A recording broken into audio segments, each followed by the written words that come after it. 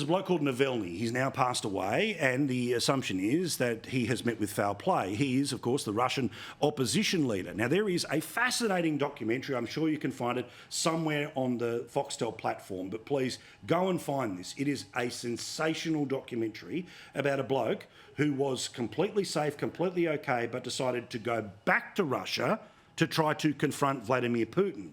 For his sins, he ended up in a jail. And that jail was located in the Arctic Circle. He, of course, later ended up dying, and the suggestions from his family is that he had bruises on his body. Now, amazingly, Navalny actually taped, as part of that documentary, a message to be played around the world upon his death. I gladly do so now. Здесь у меня просто очевидная вещь. Ну, не сдавайтесь. Не надо, нельзя сдаваться. Если это произошло, это означает, что мы необыкновенно сильны в этот момент, раз они решили меня убить.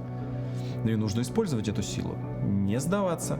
Помнить о том, что мы огромная сила, которая находится под гнетом вот этих вот чуваков плохих, лишь потому что мы не можем осознать, насколько действительно мы сильны. Все, что нужно для торжества зла, это бездействие добрых людей.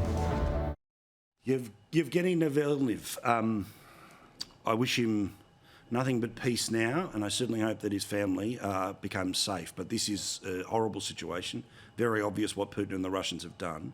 But what about Joe Biden? Now, clearly, Russian opposition leader, detained by Putin's people in the lead up to a Russian election, put into a prison in the Arctic Circle. He dies and has bruises. So who do you think that, Biden would blame for it all? Or the media would blame for it as well? Oh yeah, Donald Trump.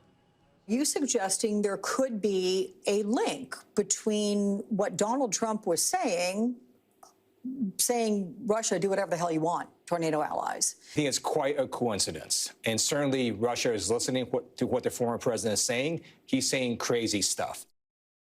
They're making a big mistake not responding. Look, the way they're walking away from the threat of Russia, the way they're walking away from NATO, the way they're walking away from meeting their obligations, is just shocking. I've been for a while. I've never seen anything like this.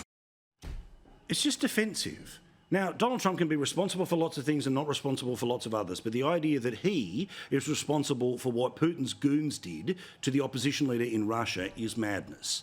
And again, an example about how the far left, and that is the way that it works with most on the establishment left now, are willing to do to a political opponent. Ridiculous.